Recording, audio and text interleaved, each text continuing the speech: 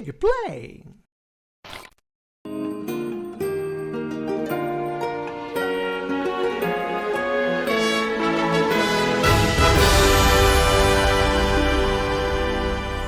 E aí pessoal, bem-vindos ao canal Digplay, quem fala é o Diego, estamos de volta para mais um review rápido, primeiras impressões de Bravely Default 2, um jogo de RPG de turnos que foi lançado dia 26 de fevereiro de 2021, desenvolvido pela Claytek Works na Unreal Engine 4, uma IP da Square que publicou o jogo no Japão e a publicação do jogo nas Américas no Ocidente foi feito pela Nintendo. O jogo ocupa 14.6 GB de espaço em disco e tem uma demo disponível para você experimentar, mas essa demo não é lá essas coisas não, tá? Então eu não recomendo muito não. Como eu falei, é um vídeo de primeiras impressões aqui, eu joguei mais de 10 horas do jogo e eu vou falar pra vocês o que eu tô achando até agora.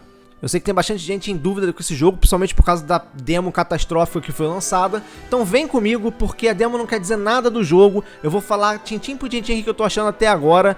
E eu tenho certeza que talvez a sua opinião sobre esse jogo mude um pouquinho como a minha mudou, beleza? Então simbora. Dá uma pinceladinha aqui na história do jogo pra gente poder entender mais ou menos como é que funciona. Bom, você começa sua jornada na pele de Seth, um marinheiro que naufragou em uma praia próxima ao reino de Alcyonia. Glória, que é a princesa do reino de Musa, junto com seu escudeiro Sir Sloan, escuta um chamado do cristal de água e encontram Seth numa praia. Eles os levam para se recuperar na cidade de Alcyonia. Seth, no meio do caminho, conhece Elvis, que é um pesquisador de magias, e sua mercenária Adele. Juntos, eles partem uma aventura para achar os cristais elementais roubados, que é o core da história desse jogo. Então eles se unem à Glória e partem por diversos reinos atrás dos cristais elementais, que foram roubados do reino de Musa, motivo esse pela destruição do reino, e agora também está causando caos no planeta inteiro. Bom, vamos falar um pouquinho do gameplay do jogo, né? O Bravely Default, como eu já falei, ele é um jogo de turnos. E ele é dividido basicamente em três partes, que é a parte do mundo, onde você explora o mundo, onde é o hub para cada lugar, e nesse local existem diversos monstros que você pode lutar com eles ou não, tá? E uma coisa bem interessante desse jogo é que eles são agressivos caso o seu nível seja compatível com o deles, eles fogem caso o seu nível esteja bem mais alto que o deles, então você tem que ficar atento. Porque se você quiser batalhar, ok, eles vão correr pra cima de você e você pode batalhar. Mas se você não quer, você também tem a oportunidade de fugir. Ou, pra facilitar o jogo, pra você não ficar entrando em batalha sem sentido, o jogo já afasta os inimigos que são mais fracos. Então você não precisa ficar se preocupando em inimigo correndo pra cima de você o tempo todo. Então, como eu falei, é dividido entre mundo. Esse aqui é uma parte dos mundos, né? Essa aqui é a parte do deserto, que é bem bonito, por sinal. Dá pra perceber. Esse mundo serve como hub para poder fazer algumas quests e mudar entre as cidades e as dungeons. Então o jogo tem cidades, overworld para você explorar e ir para os lugares, e as dungeons. Geralmente as dungeons são locais onde você vai fazer quest ou você vai explorar de alguma forma para poder conseguir item ou alguma coisa assim. E elas geralmente são bem feitas, são bem construídas. E logicamente também tem monstro lá dentro, ó, como por exemplo esse aqui não é fraco para mim. Então ele veio me seguindo, tá vendo? Eu consigo fugir. Só que dependendo do lugar, se for um corredor pequeno, por exemplo, ele consegue me pegar e aí entra na batalha. Se o monstro te pegar pelas costas, ele vier correndo assim, te pegar pelas costas, ele tem vantagem na batalha. Se eu chegar correndo e der uma espadada nele com o botão Y pelas costas, a vantagem é nossa e a gente começa o turno com a vantagem de atacar primeiro. We have the upper hand.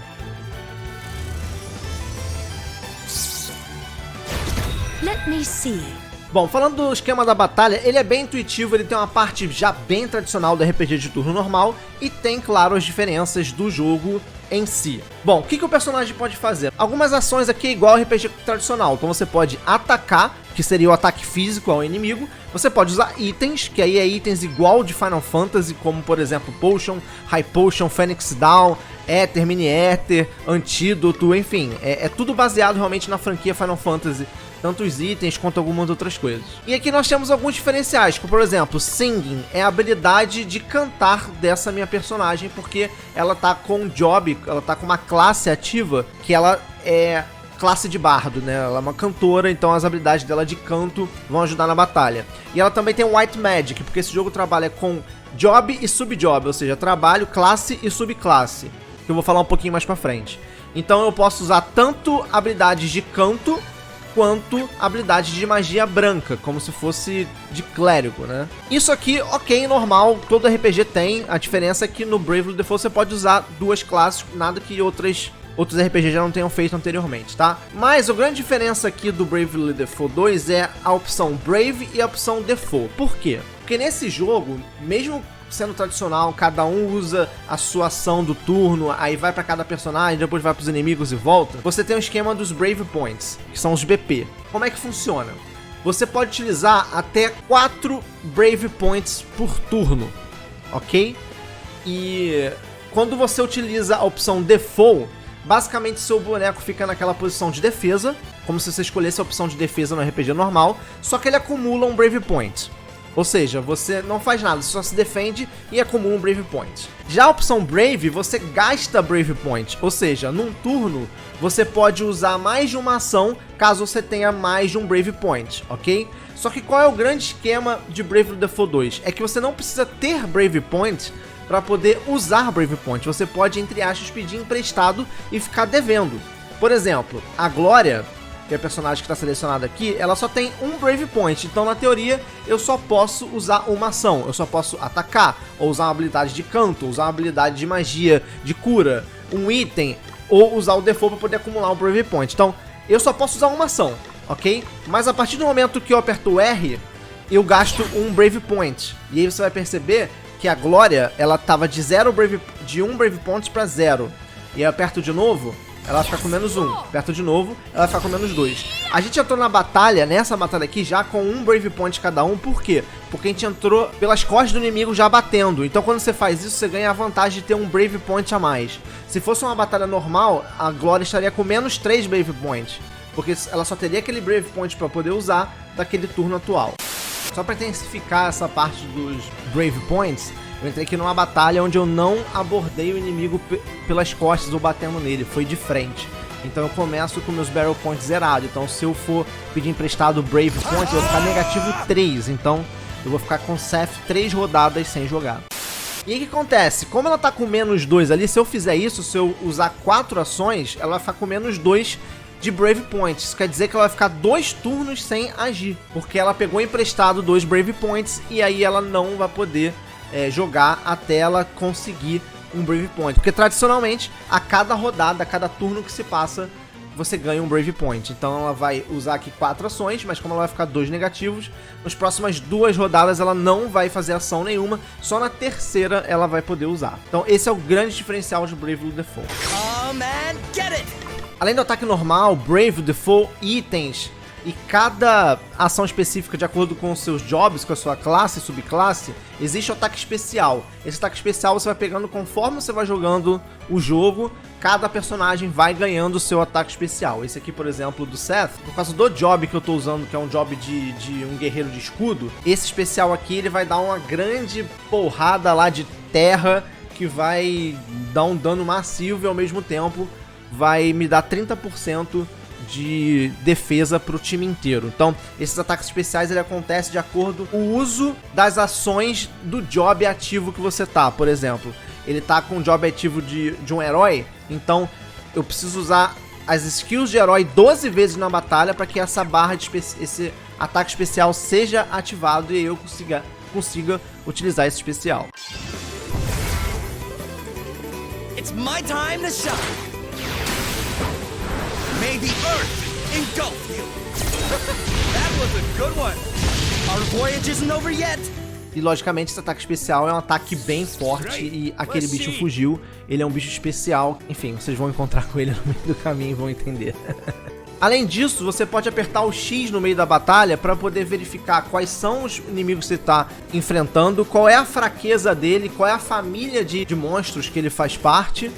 E também conseguimos ver os nossos personagens colocando com o D-pad pro lado, quais são os buffs que ele tem, quais são as humanidades, quais são as resistências, etc, tá? E aí, existe um item ou uma habilidade chamada Magnifying Glass, que faz com que você consiga verificar quais são os status de cada monstro. Então eu utilizei um item, né? Nesse caso com o Elvis não tinha aquela habilidade, porque aquela habilidade de verificar cada coisa do monstro é com um job específico, o job dele que é de mago não tem. E agora quando eu aperto o X eu consigo ver que ele tem fraqueza contra elemento de vento, contra arma de arco e flecha e é da família de insetos, então eu posso trabalhar em cima dessas fraquezas. Nesse caso aqui, essa personagem que eu tô usando, ela não tem nenhum disso, não tem vento nem arco e flecha, então eu vou ter que acabar utilizando qualquer ataque mesmo para poder derrotar ele. Eu vou fazer o seguinte, eu vou usar todos os pontos que eu tenho com Elvis e vou usar magia. Primordial forces consume you! Eat sorcery!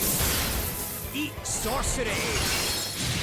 E pronto, aí nesse caso, como eu derrotei os inimigos, mesmo usando 3 Brave, ficar devendo 2 pontos de Brave, eu não vou ter problema, porque a luta acabou. Então, esse esquema de Brave e Default, você tem que pensar bem na estratégia da batalha, na estratégia do seu grupo, para que use isso em vantagem na hora da luta. Apertando o X você entra no menu do jogo, e que menu, cara, e que menu, que coisa linda. Olha como esse menu ele é bem trabalhado, bem animado ali embaixo, conforme eu vou passando aqui. Cada item no menu ele vai trocando o ícone ali embaixo. Por exemplo, se eu entrar na parte de jobs, eu consigo ver meu personagem, fazer um 360 nele. Se eu mudar de job, ele muda a roupa daquele personagem, então cada personagem tem uma roupa única de acordo com o job, ok? E como funciona esse esquema de job? Bom, existe um item chamado Asterix, que você vai pegando ele no decorrer do jogo e ele vai habilitando novos jobs para a sua jogatina. E aí você pode ter um job principal ou um sub-job. O job principal é aquele job que você vai ganhar experiência na batalha e passar de nível do job para poder habilitar as skills que aquele job tem. Tá? Então existem 2 tipos de skill. A skill ativa, que você vai utilizar ela na batalha de alguma forma, que são essas skills marrons, e as skills verdes, que são as passivas, que ela vai te dar algum efeito, seja no mapa, nas dungeons ou na própria batalha. E aí com isso você pode maximizar um job, ou sei lá, chegar até um certo nível com certas skills já que você já queria, às vezes você não quer maximizar, você só quer ter, sei lá, 5 skills, 6 skills daquele job, e aí você pode partir para um outro job e deixar aquele como secundário. Por exemplo, eu tô aqui ele com o job Vanguard, aí agora eu quero ser Monk, eu vou botar ele como principal, ele vai ser um Monk, mas eu posso chegar e colocar o subjob como Vanguard. Aí o que acontece? Começar a ter as skills de Monk e aprender as skills de Monk, só que eu também vou poder utilizar as skills que eu já tinha de Vanguard. Então, todas as skills que eu aprendi no passado, eu posso utilizá-las ainda, só que eu paro de ganhar experiência desse job, ou seja, eu não vou ter mais skill level 11 nem level 12 enquanto ele tiver como sub, mas eu vou começar a aprender as skills de Monk, porque ela tá como o meu job ativo, e aí o XP vem para esse job e para ganhar essas skills. Então, esse esquema de job é bem interessante, você pode ter 2 árvores de skills separadas e você tem que montar a sua estratégia de acordo com cada membro da party e de acordo com a particularidade de cada personagem para ver qual job combina com o outro para poder utilizar como job principal e job secundário. Eu achei top esse esquema aqui. E aí o menu tem várias outras opções, por exemplo, habilidades, que você consegue ver aqui quais são as habilidades passivas, escolher quais habilidades passivas de cada job para cada personagem você pode ativar, você tem até 5 para deixar ativa. Tem a parte aqui de lore, que você pode ver toda a lore do jogo, como guia de monstros, de itens, de armas e de armaduras, e é muito bem feito. Olha que coisa bonita, você tem aqui a foto do monstro, que é o guia dele, é muito legal, ó. E você consegue ver qual a vulnerabilidade dele, o que ele é imune. Então tem todo um catálogo aqui de monstro, de item, de arma e de armadura para você dar uma olhada, para fazer uma consulta ou para simplesmente conhecer mais um pouco sobre o jogo. Eu achei muito bem feito, muito bem detalhado, sabe? Tem coisas que te ganham pelo detalhe e pelo capricho. Equipamento é normal, como se fosse um RPG, você tem 2 mãos, então você pode colocar uma arma de 2 mãos ou uma arma numa mão e um escudo na outra, enfim, você define. A parte de armadura é basicamente a parte da cabeça e do corpo, e você tem 2 amuletos que você pode carregar, e aí vai de acordo com a sua estratégia e com o seu job. Bom, vamos falar um pouquinho dos gráficos do jogo, da arte, desempenho, etc. Bom, como vocês podem perceber aqui, o jogo ele tem uma arte bem particular.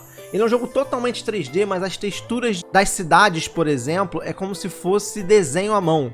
A gente consegue perceber aqui que o chão dessa ponte, até mesmo a paredinha da ponte, é como se fosse um desenho à mão meio que pixelizado, remetendo aos jogos um pouco mais lá da época de PlayStation, alguma coisa assim.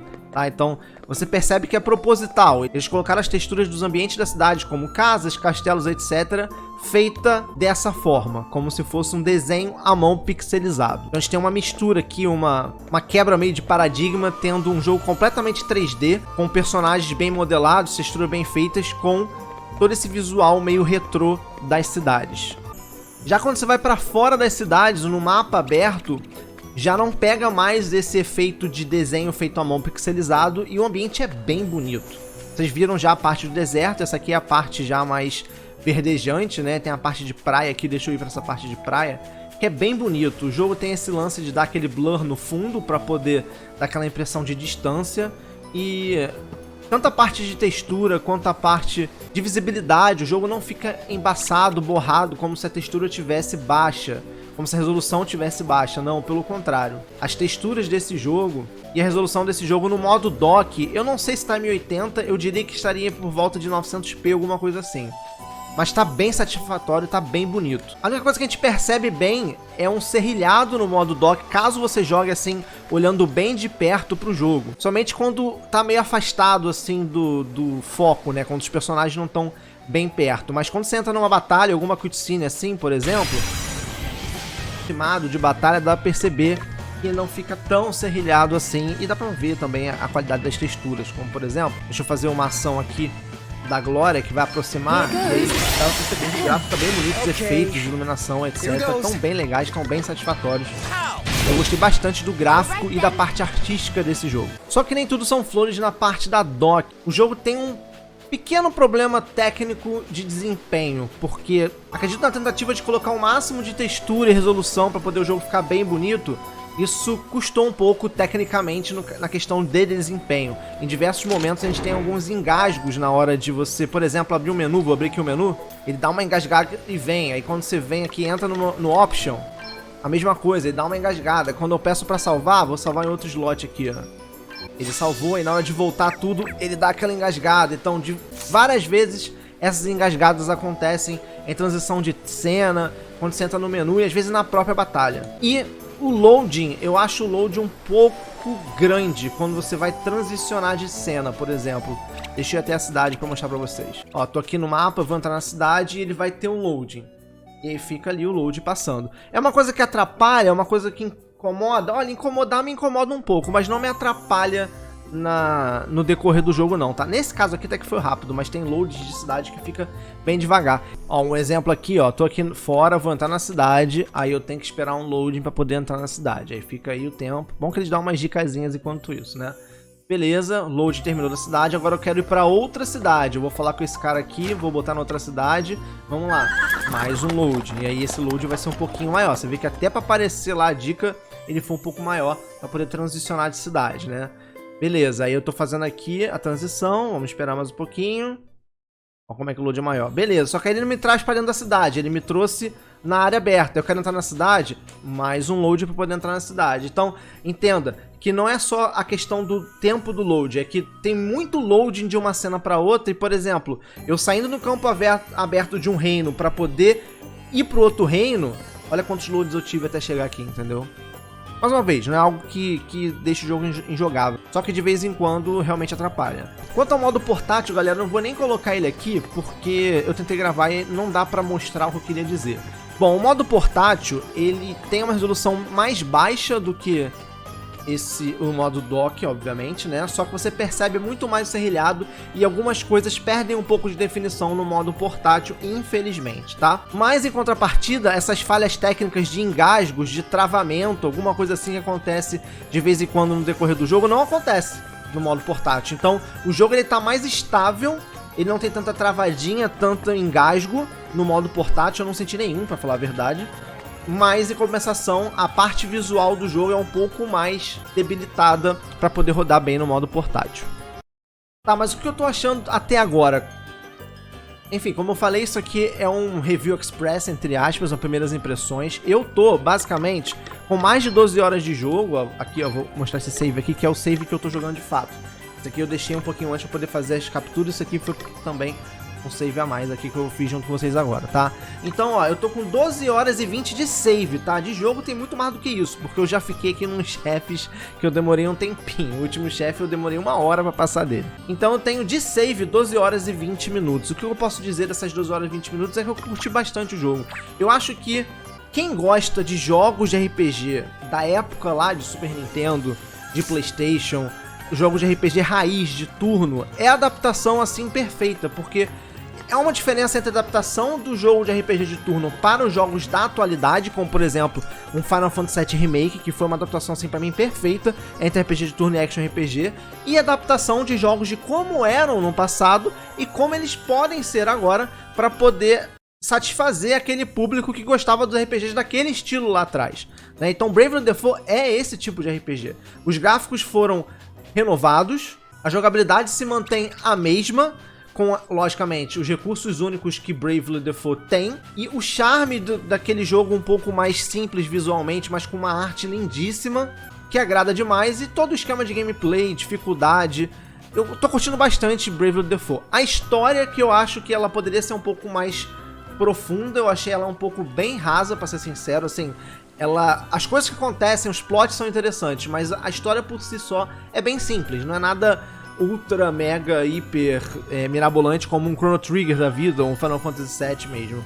Mas é interessante, o jogo em si, por si só pelo gameplay, ele já te incentiva a jogar e jogar mais. A trilha sonora é espetacular, é digna de um Final Fantasy. Várias vezes eu me sinto como se estivesse jogando um Final Fantasy ou um Chrono Trigger, algo nesse nível, falando referente à trilha sonora. Efeito de áudio, voice acting, cutscenes, animações dos personagens, a modelagem dos monstros são coisas muito bem feitas e muito bem construídas, realmente. Por exemplo, eu vou entrar aqui, ó, nessa batalha.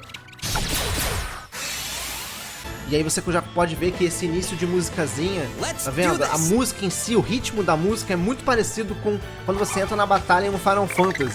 E olha a particularidade de cada monstro desse, olha que coisa linda. Esse monstro quadrúpede está brilhando, as fadinhas são muito bonitinhas, muito bem feitas. Então, realmente, esse jogo é um jogo que tá com capricho, caprichado. Eu tô, assim, realmente gostando muito de jogar. Quando eu paro de jogar, eu tenho mais vontade de jogar ainda. Então, isso é um conceito que me faz realmente dizer quando um jogo me captura, assim, quando me pega, é quando eu jogo 1 hora, 2 horas, eu paro e fico pensando, pô, podia fazer aquilo ali, podia explorar aquele lugar, e a vontade continua, sabe? Bravely Default 2, depois de muito tempo de jogar esses RPG tradicionais nos consoles da atualidade, acho que o último que me deixou assim foi Battle Chaser Night War. Nem Octopath Traveler me deixou tanto assim, porque Octopath Traveler tem uma coisa que eu odeio, que é encontro aleatório, que nesse jogo aqui não tem. Então, como eu já falei pra vocês, então realmente o Bravely Default 2, pra mim, é um jogo que eu recomendo, que eu tô curtindo bastante.